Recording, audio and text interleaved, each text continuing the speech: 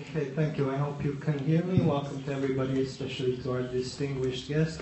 I would like to start from going to a very general question to probably more concrete things. And my general question concerns global social movements. Now, some skeptics argue that no matter how powerful or how forceful these demonstrations and various actions are, there's not really a coherent central ideology behind these movements.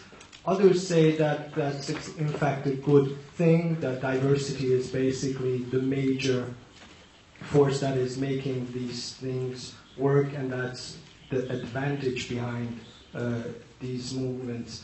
My question concerns this, that being faced with extremely centralized, very, very well organized organizations as such, is there a need for some sort of centralization within the movements themselves, or would that really lead to the movement falling apart as such? Well, the movements that exist are a reflection of social reality. I mean, you can't make a decision to impose a central authority on widely decentralized movements all over the world, which have their own interests and concerns and share some general framework, but are working on particular problems. So landless workers in Brazil and peasants in India and steel workers in the United States and so on have some overall general concerns, like, say, protecting an environment in which their grandchildren can survive, or preventing nuclear war, and so on. Those are general concerns, but they're very specific ones.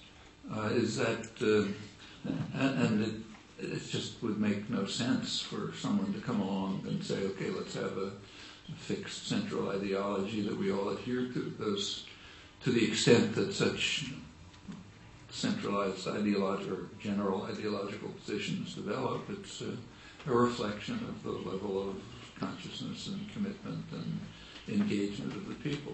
Is it a strength or a weakness? My own feeling is it's a strength. The centralized, this is, ever since if you look at the history, ever since the origins of the modern left and labor movement, 19th century basically, there have a long-term goal has always been to develop some kind of an international. So every labor union is called an international, even if they don't go beyond their own city. There were, the first, second, third, and fourth internationals.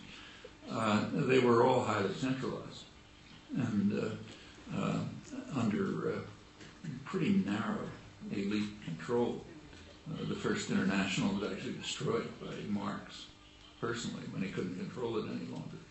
The second one collapsed at the time of the Second World War. The third was just an instrument of Russian state policy, and the fourth is Trotskyist sectarian.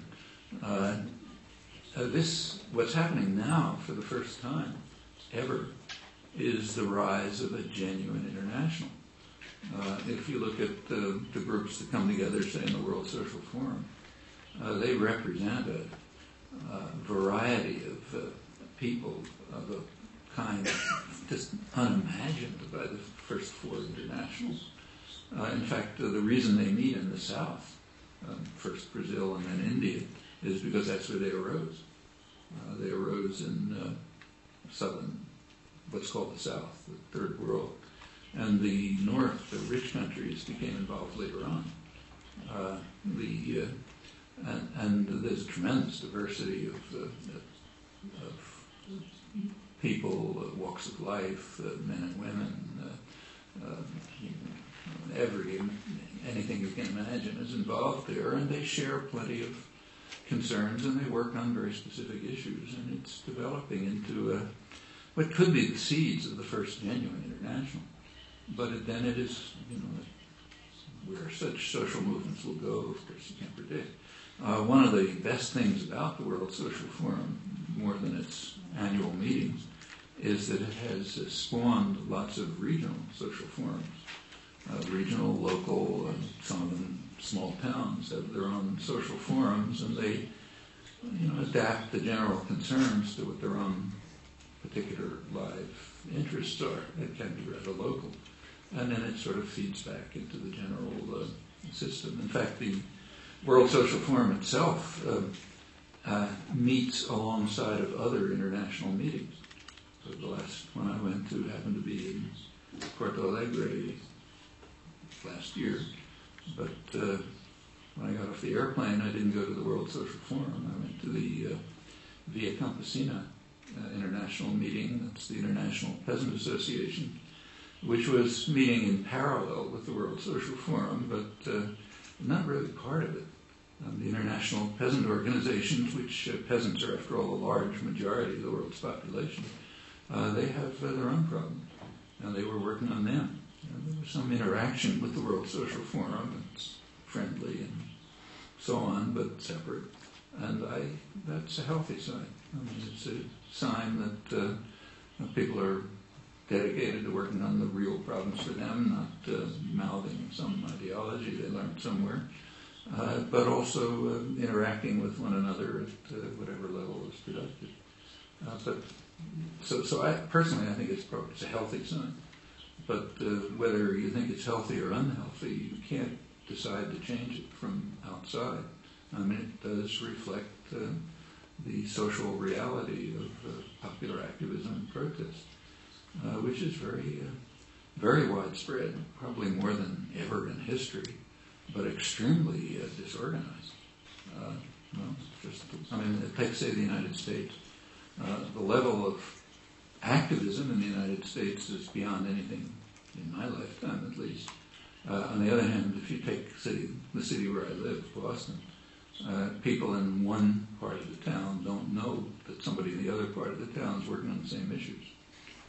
In fact, one of the reasons for, I spent a lot of my time just going around giving talks, and one of the main reasons for the talks is just to bring people together who wouldn't know each other otherwise, even if they're nearby and have similar interests and so on. It's a very atomized society. Much of the world is like that. That's, in fact, part of the kind of class war that's going on to keep people separated from one another, but it's real. And it has its strengths and its weaknesses, but you can't wish it out of existence.